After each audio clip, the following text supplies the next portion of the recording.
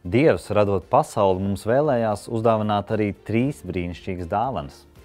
Piedāvājums izpētīt šīs dāvanas caurvija arī visu šī gada ģimeņu lūgšanu materiālu. Tas pieejams ģimenēm kā praktisks resurss, kur smelties idejas kopīgiem svētbrīžiem. Kā arī var kalpot par iedvesmu jēgpilniem un interesantiem ģimenes mirkļiem, piemēram, atrodoties dabā vai garākā pārbraucienā.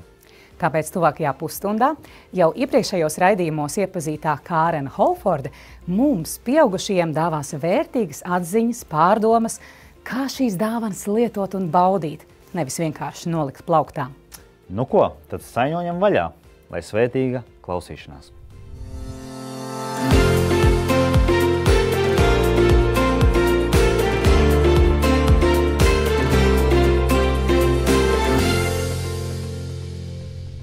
Ģenerāla konferencē katru gadu tiek izvēlēta cita tēma, un šogad tā ir īpaši jauka. Šī gada tēma ir par radīšanu, par sabatu un laulībām. Manuprāt, būtībā tā ir par to, cik ļoti Dievs mūs mīl. Dievs vēlējās, lai ir vairāk cilvēku, ko mīlēt. Viņam bija tik plaša sirds, ka viņš radīja pasauli ar cilvēkiem. Viņš zināja, ka pastāv iespēja, ka cilvēki grēkos un būs nepaklausīgi, taču neskatoties uz to, izvēlējās radīt šo pasauli, jo tā viņš atklāja savu mīlestību. Un dažkārt man šķiet, ka tas, ka viņš neskatoties uz mūsu vājībām un grēcīgumu mēģina mūs atgriezt un atjaunot mūsu attiecības ar viņu, vēl vairāk un skaidrāk atklāja viņa lielo mīlestību. Radīšana atklāja Dievu lielo mīlestību uz mums. Katra tās diena ir kā milzīga dāvana pasaulē.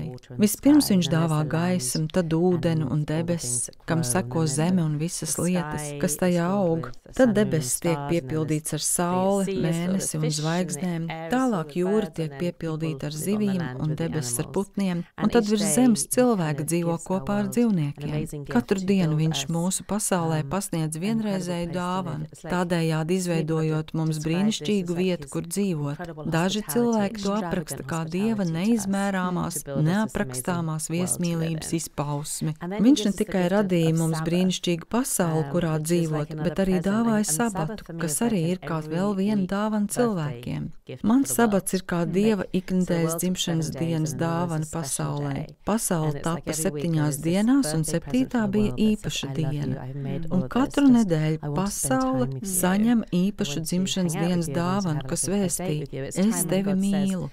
Es šo visu izveidoju, jo vēlos pavadīt laiku kopā ar tevi. Es gribu būt tev līdzās, es gribu iet ar tevi uz randiņu. Viņš radīja vēl kādu dāvanu. Viņš Ādamu un Ievu savienoja laulībā, sakot: šī jums abiem ir labākā vieta, kur jūs varat piedzīvot mīlestību. Es jūs mīlēšu, lai jūs iemācieties mīlēt viens otru. No šīs mīlestības radīsies bērni, kas savukārt veicinās vēl vairāk mīlošu attiecību. Mans kolēģis Daniels Dūda mēdz sacīt, kad Dievs vēlas radīt eņģeļus, viņš rada eņģeļus. Kad Dievs rada cilvēkus, viņš rada cilvēkus, kuri var radīt citus cilvēkus.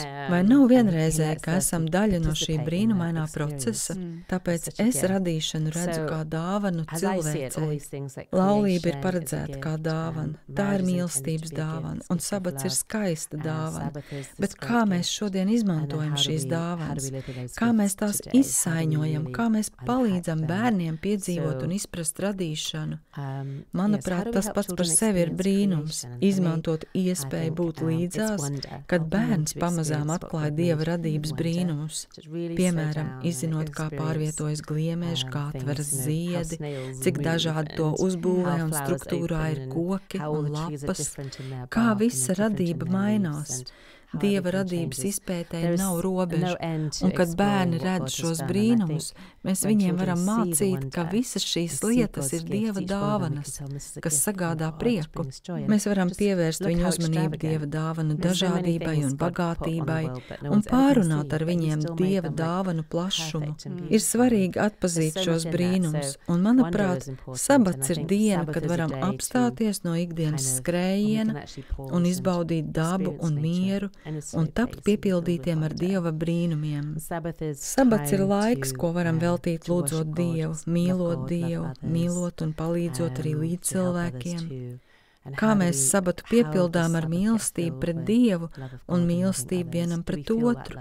Vai mēs izjūtam šo mīlestību, ja mums kaut kas traucē? Kā mēs šo laiku pavadīsim?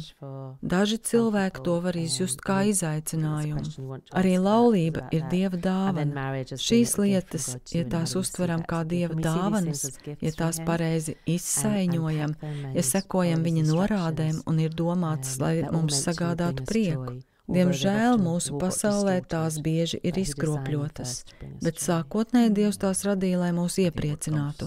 Kad jūs runājat par piebremzēšanu, par apstāšanos, es uzreiz iedomājos, cik ļoti tas ar mani pašu personīgi sasaucas.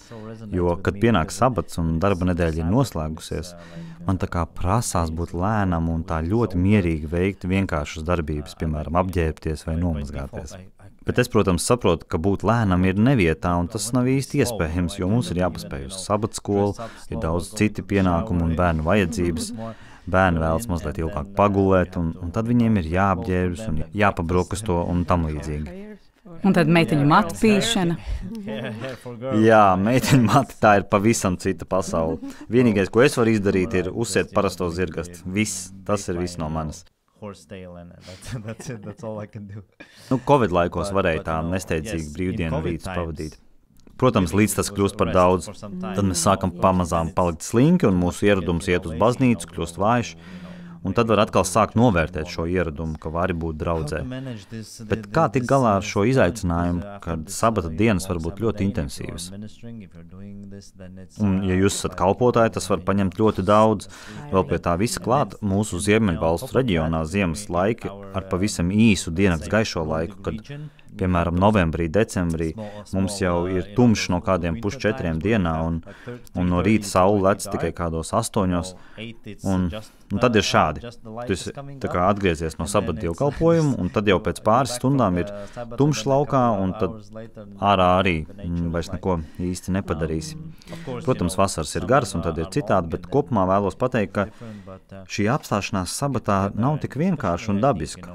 Protams, daudz prieka gūstam, kad mēs sanākam kopā, un īpaši, es domāju, kad mēs aizbraucam ciemos pie kāda vai kad uzņemam mājās viesus, ja vien esam mazliet ieguldījuši sagatavošanas darbos, tad tas viss ir jauki un labi. Bet tas nav tik dabiski. Kā padarīt sabatu patīkamāku un vairāk tādu, kā Dievs to ir iecerējis? Jā, es domāju, ka mēs to piepildījām ar daudz lietām, kuras noteikti neatrastu ēdenes dārzā.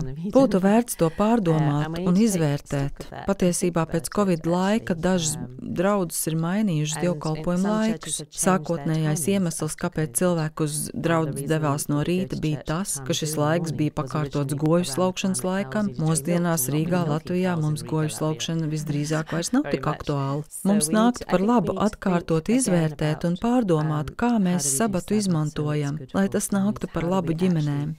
Kā mēs atvēlam laiku, lai apstātos un būtu mierā, jo sabats ir nenovērtējama dāvana, īpaši šajā trakajā dzīvē, kur cilvēkiem ir tik grūti apstāties.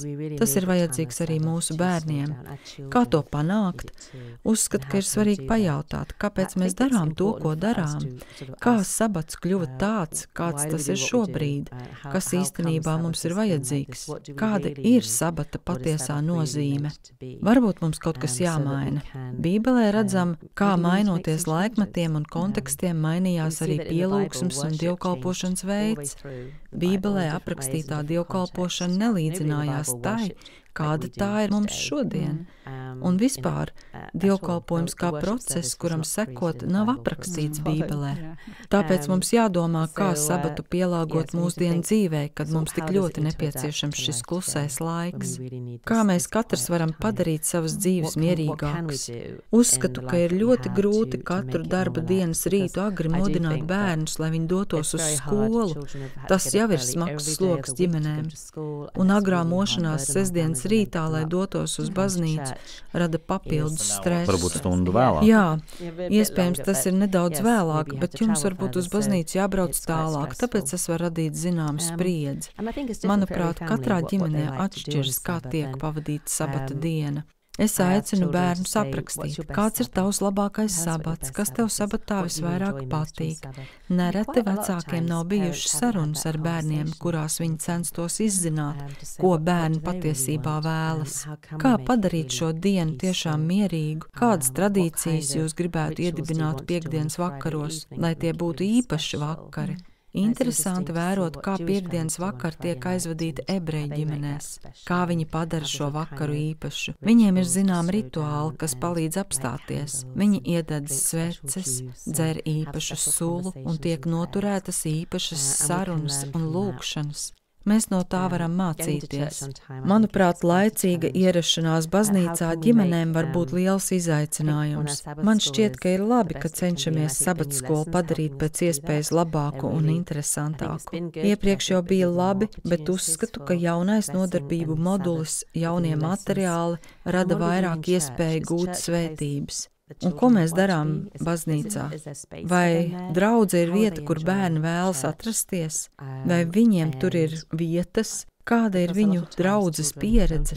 Daudzkārt bērniem nepatīk būt dievkalpojumos, bet mēs atklājām, ka ja pat tikai viens bērns ir iesaistīts un piedalās dievkalpojumā, pārējie klātesošie bērni jūtas labāk.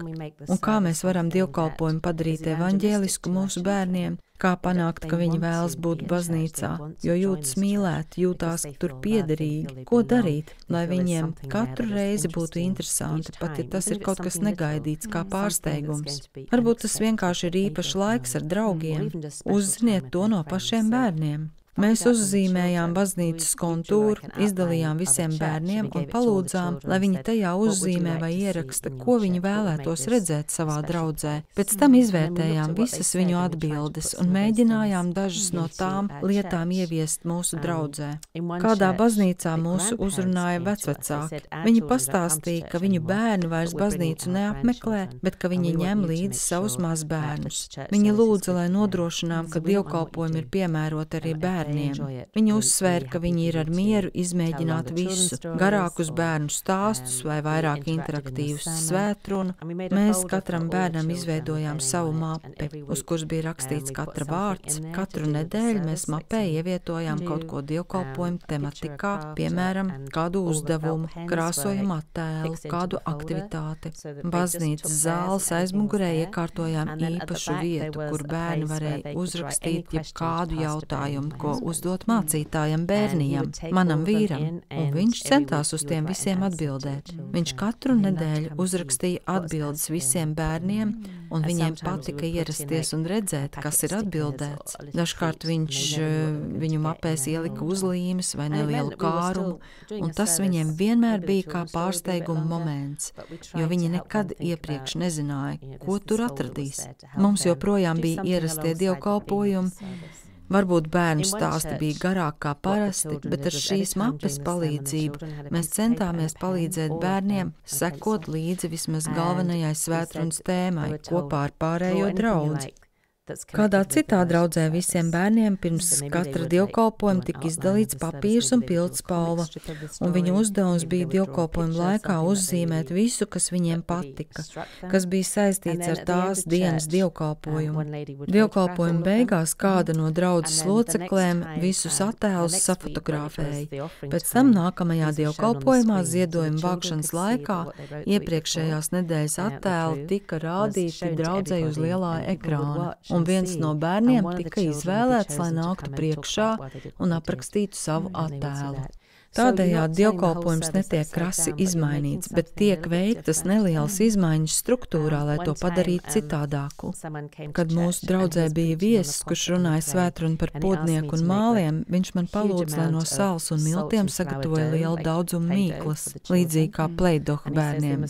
Katram bērnam bija paredzēts gabals šīs mīklas viņu dūres lielumā. Pēc bērnu stāsta dievkalpojumā mēs katram bērnam izdalījām plastmasas šķīvi un mīklas gabalu, un mācītājs tiem sacīja: es vēlos, lai katrs no jums no šīs mīklas pagatavotu ko tādu, kas jums atgādina, cik ļoti Dievs katru no jums mīl. Pēc dievkalpojuma mēs visus darbus izlikām uz gara galda, un katrs no bērniem rādīja savu darbu. Taisnību sakot, dievkalpojuma laikā daži pieauguši klusi lūdza bērniem arī viņiem iedot kādu gabaliņu mīklas, jo arī viņi gribēja kaut ko uztaisīt. Patiesībā daudzi pieaugušie priecātos, ja dievkalpojumu laikā viņi varētu kaut ko darīt vai veidot ar rokām. Tas bija brīnišķīgi, jo nozīmēja, ka bērni iesaistījās dievkalpojumā, bet sev piemērotā veidā, mācoties caur radošām izpausmēm.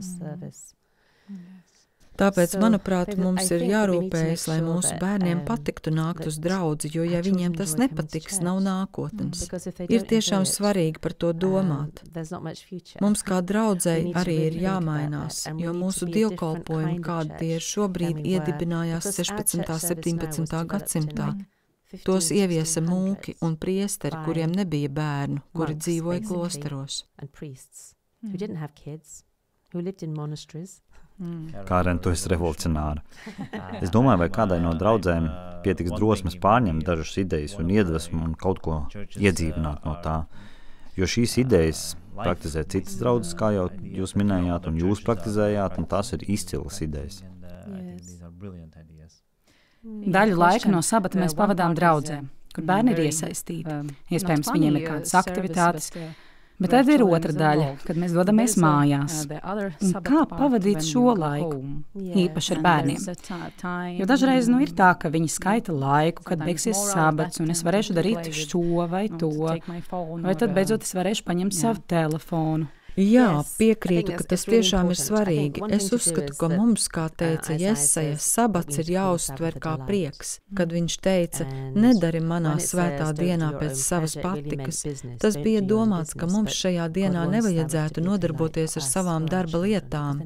Dievs vēlas, lai sabats būtu prieka diena gan mums, gan mūsu bērniem. Bet kas jūsu bērniem sagādā prieku? Katram bērnam tas var būt kaut kas cits. Uzziniet, pajautājiet, kas viņiem sagādā prieku. Kādam patīk būt ārā, citiem patīk nodarboties ar ko radošu, kādam patīk pavadīt laiku ar draugiem. Arī ieguldiet vērtīgās lietās. Piemēram, mēs iegādājāmies vairākas patiešām labas bībeles spēles, kuras varējām spēlēt kopā ar bērniem, kad viņi bija mazi. Mums bija arī daži tiešām labi video, DVD, bet tagad šīs lietas var atrast arī internetā, lai bērniem būtu ko skatīties. Mūsu ģimenē bērniem bija arī īpašas tikai sabatam paredzētas rotaļlietas, un tas bija labi. Mēs nolēmām, šīs ir lietas, kas paredzētas tikai sabatam, un viņiem tas ļoti patika. Mums arī vienmēr bija īpašs sabata ēdiens, ko viņi izvēlējās, un mēs arī darījām dažādas radošas lietas. Piemēram, ja nebija iespēja doties ārā, mēs teicām, izliksimies, ka atrodamies Noasas šķirstā. Noasas šķirsts būs zem ēdamistabas galda. Mēs uzlikām galdu uz zila galda auta, lai tas būtu kā ūdens. Tad mēs bērnus aicinājām sameklēt visus dzīvniekus, kas bija mājās, lai viņus glābtu. Viņi sanesa visus dzīvniekus, ko vien varēja sameklēt, un sarindoja zem galda. Tad mēs viņiem vaicājām, ko darīsim ar šiem dzīvniekiem. Te ir lauvas un ir arī jēri. Kā mēs viņus visus pasargāsim? Kā jūsuprāt izskatījās šķirstā, jo visus dzīvniekus nevarēja turēt kopā? Kā jūs domājat? Kā Noā visus dzīvniekus pabaroja un pieskatīja? Kopā ar bērniem veidojām no kastēm dzīvniekiem mājiņas, un mums bija ļoti jautri. Pārunājām ar bērniem, kāda būtu mūsu dzīve, ja mēs atrastos šķirstā. Tā bija viena no interesantākajām un jautrākajām aktivitātēm, ko darījām kopā. Citreiz mēs kopā lasījām stāstus no Bībeles un tad aicinājām bērnus no LEGO izveidot kādu ainu no dzirdētā stāsta. Katrs bērns no LEGO uztaisīja kādu ainu no stāsta, un nezinu, vai esat redzējuši, bet internetā var atrast LEGO animācijas par Bībeles stāstiem. Ir daudz cilvēku, kuri izmantojot LEGO veido kustīgas Bībeles stāstu animācijas. Bērni bija tos redzējuši, un tad viņi savstarpēji vienojas, kurš taisīs kuru stāsta daļu. Un beigās mēs redzam visus stāstus, vai arī tos zīmējām. Kad devāmies pastaigās, devām bērniem uzdevumu pastaigas laikā savākt dažādus materiālus, un pastaigas noslēgumā katram no šiem savāktajiem materiāliem bija jāizveido kāda aina no jebkura Bībeles stāsta, un pārējiem bija jāuzmin, kas tas ir par stāstu. Viņiem tas ļoti patika. Mēs to darījām arī, kad devāmies pastaigās kopā ar citām ģimenēm. Katra ģimene vāca panta materiāls un izveidoja savu ainu, un pārējās ģimenes tad minēja, kas tas ir par stāstu. Mēs izmantojām lapas, akmeņus un tam līdzīgas dabā atrodamas lietas. Mums bija kāda ļoti laba grāmata par to, kā palīdzēt bērniem atklāt dabu, un tajā bija minētas vairākas interesantas aktivitātes. Pastaigājoties mums bija dārguma medības. Katram bija uzdevums atrast kaut ko, kas viņiem atgādinātu par Dieva mīlestību, vai kaut ko, kas ir minēts kādā no Bībeles stāstiem. Šī aktivitāte lika bērniem aizdomāties par Bībeles stāstiem, vienlaikus izbaudot dabu.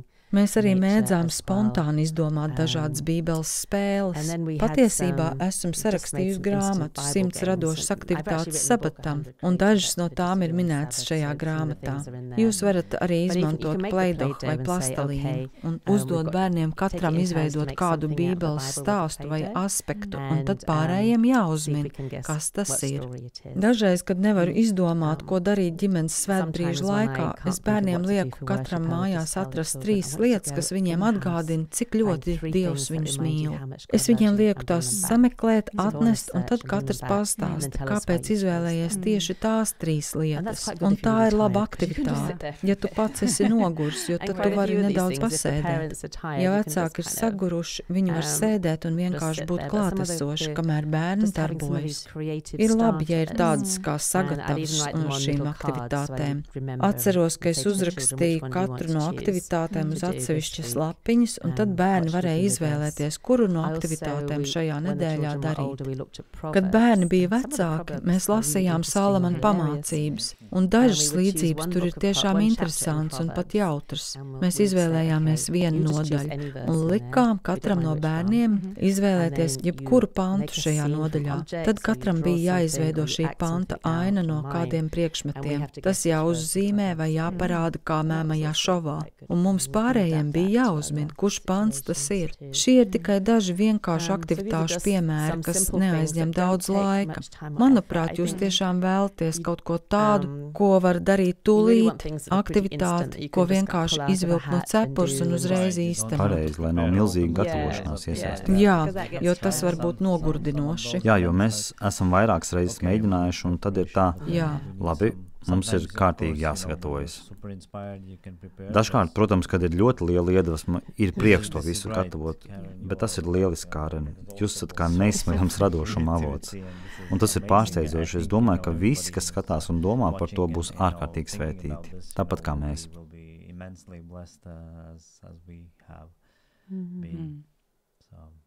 Dievs mums palīdzēs, viņš mums dos šīs idejas. Manuprāt, tiklīdz jūs sākat kaut ko darīt, rodas aizvien jaunas idejas. Mēs arī varam jautāt bērniem viņu idejas, kā arī dalīties savās idejās ar citām ģimenēm. Mēs dalāmies idejās ar citām ģimenēm mūsu draudzē, piemēram, draudzes biļetenā vai WhatsApp ziņās, jo tās var noderēt arī citiem. Lai iedvesmotu citus. Jā, tas ir jauki. Paldies! Liels paldies par veltīto laiku un dalīšanos. Mēs visi esam svētīti. Man tas bija patiesi prieks. Priecājos atkal ar jums sarunāties. Paldies!